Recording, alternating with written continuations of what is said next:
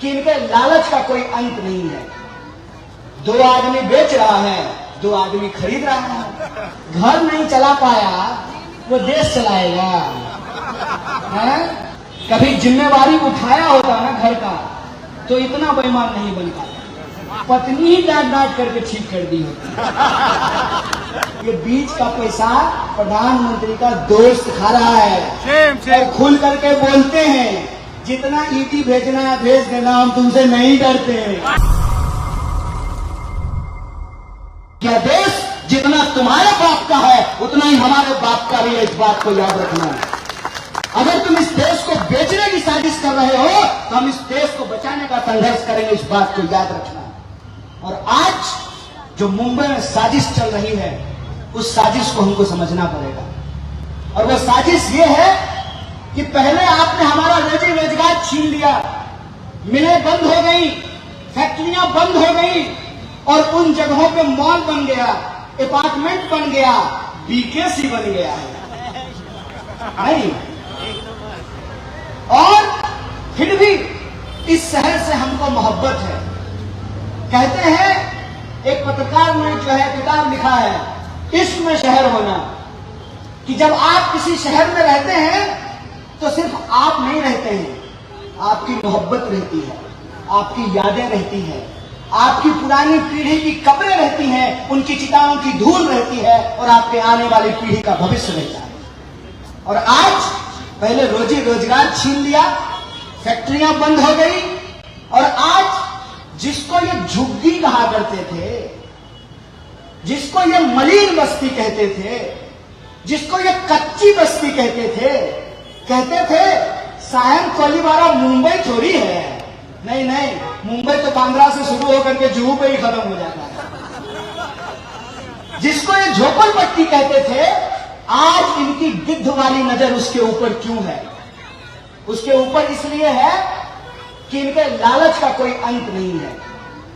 2 आदमी बेच रहा है, 2 आदमी खरीद रहा है। इनके लालच का कोई अंत नहीं है।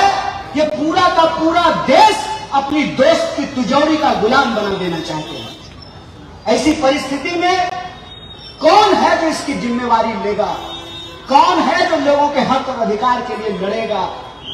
तो मैं आपको कहना चाहता हूं कि एक आदमी है जो लड़ रहा है, एक आदमी है जो कन्याकुमारी से लेकर के कश्मीर तक पैदल चला है, इस देश के गरीबों से मिला है, किसानों से मिला है, महिलाओं से मिला है, नौजवानों से मिला है और उसको ये भरोसा दिया है जब तक हम जिंदा हैं, इस देश को आजादी दिलाने वाली पार्टी जिंदा है, तब तक इस देश को हम बिचने नहीं देंगे, इस देश को हम बेचने नहीं देंगे। और वही भरोसा लेकर के हम आपके बीच आए हैं कि हम लोग एक दूसरे से अगर हाथ मिलाए हैं ना, तमाम नौजवान जो उसके नेतृत्व में चलना शुरू किया है ना, तो अपने कैरियर की चिंता नहीं है।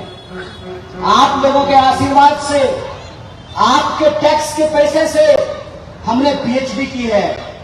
अरे मेरा बाप गृह मंत्री थोड़ी था कि हम बीसीसीआई का सेक्रेटरी बन जाते हैं।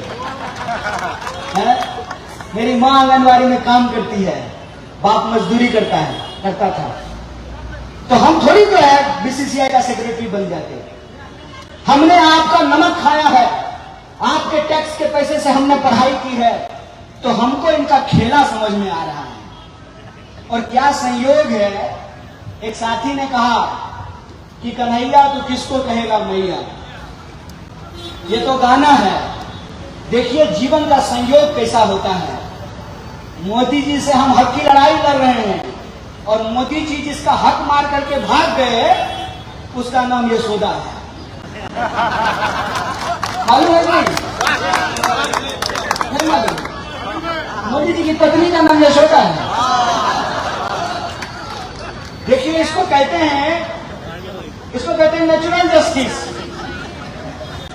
हमने कुछ नहीं किया है, वो जिसका हक मार करके भाग गए हैं और जिससे हम आपके और हमारे हक के लिए लड़ रहे हैं, वो जिसका हक मारे उसका नाम यशोदा और मेरा नाम कन्हैया है। मोदी जी ये तो चलेगा, ये 2020 का मैच नहीं है, ये तो टेस्ट मैच चलेगा। चाहे इसमें 1 दिन लगे कि 5 दिन, छक्का तो आपको छुड़ा करके रहेंगे। और ये चैलेंज कर रहे हैं जो लोग यहाँ खड़ा होकर के वीडियो रिकॉर्डिंग कर रहे हैं, जय शाह के पिताजी को भेज दीजिएगा। खुल्लम खुल्ला सड़क पे खड़ा होकर के बोल रहे हैं तुम्हारी जेल में कितनी जगह है हमने देख लिया है, हम देखेंगे। लेकिन इस देश के आम लोगों के हक और अधिकार के लिए लड़ रहे थे, लड़ेंगे, अपना सर कलम करा देंगे, लेकिन तुम्हारे सामने झुकेंगे नहीं। और तुम्हारे नोट में उतना ताकत नहीं है, तुम्हारे पास ऐसा कोई मशीन ही नहीं है कि तुम उससे एक ऐसा नोट बना लो जिससे तुम एक ईमान वाले गरीब के बच्चे को खरीद सको। इस बात को याद रखिए। दिखते वो हैं जिनको अमीर होने का लालच होता है, जिनका जमीन होता है उसको कोई खरीद नहीं सकता। इस बात को याद रखना। तो ना डरा सकते हो ना खरीद सकते हो, तो क्या करोगे? फिर क्या करोगे? डरने वाले हैं नहीं, बिकने वाले हैं नहीं, तो फिर क्या करोगे? फकीर साहब दोस्त के साथ झोला लेकर के विदा लोगे। क्यों? क्योंकि तुम्हारा झूठ अब इस देश के आम लोगों को दिखने लगा है। तुम्हारा झूठ इस देश की आम महिलाओं को समझ में आने लगा है। कहते हैं हम महिलाओं को अधिकार दिलाएंगे, तो अपनी पत्नी को दिलवा देते पहले। कहते हैं कि हमने देखा है चूल्हा पर कैसे धुआं से जो है ना आंख से आंसू आता है, तो आप तो बोले हम 40 साल से भीख मांग के खा रहे थे। कहा कि हम गरीबी देखे हैं, इसीलिए हमको गरीबों के बारे में पता है। तो क्या अदानी गरीब है? अदानी गरीब है कि गरीबों का बस्ती छीन करके जो है उसको बेच रहे हो? अदानी गरीब है क्या? बात को याद रखना कि देश की हकीकत आज हमको मालूम है। हम जानते हैं कि देश चलाने में आज लोगों की क्या हालत हो रही है। घर नहीं चला पाया वो देश चलाएगा है? कभी जिम्मेवारी उठाया होता ना घर का तो इतना बेईमान नहीं बन पाता। पत्नी ही डांट डांट करके ठीक कर दी होती। आज वास्तविक हालत क्या है? हर चीज महंगी होती जा रही है। तेल महंगा, रेल महंगा, खाना महंगा, कपड़ा महंगा, शिक्षा महंगा, दवाई महंगा, हर चीज महंगा होता जा रहा है। महंगाई आसमान छूता जा रहा है। और भाषण क्या देते हैं? विश्व में डंका बज रहा है। अपना डंका अपने पास ले लो। यहाँ महंगाई हमारी लंका लगाए हुए है, तुम्हारा डंका बज रहा है। महंगाई से जान जा रही है, बेरोजगारी आसमान छू रहा है। देश, हमारा देश भारत दुनिया का सबसे नौजवान देश है। हर 5वां युवक जो है वो यूथ है इस देश का, और किसी के पास रोजगार नहीं। मतलब जो लोग ताकतवर हैं, जिन्होंने बेईमानी करके पैसा धन इकट्ठा कर लिया है, सिर्फ उन्हीं के बच्चों के पास रोजगार रहेगा।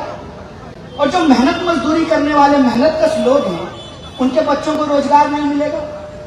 किसान जो अनाज पैदा करता है उसको अनाज का दाम नहीं मिल रहा है, लेकिन वही चीज जब आप खरीदने के लिए जाते हैं, किसान को टमाटर का दाम नहीं मिलता है। किसान के पास इतना पैसा नहीं है कि टमाटर को मंडी तक पहुंचा सके, लेकिन जब आप टमाटर खरीदने के लिए जाइएगा तो टमाटर आपको 100 रुपए किलो मिलता है, नींबू 100 रुपए किलो मिलता है, पेट्रोल जो है 100 रुपए लीटर मिल रहा है। तो ये बीज का पैसा कौन खा रहा है? ये बीज का पैसा प्रधानमंत्री का दोस्त खा रहा है। और खुल करके बोलते हैं जितना ईटी भेजना है भेज देना, हम तुमसे नहीं डरते।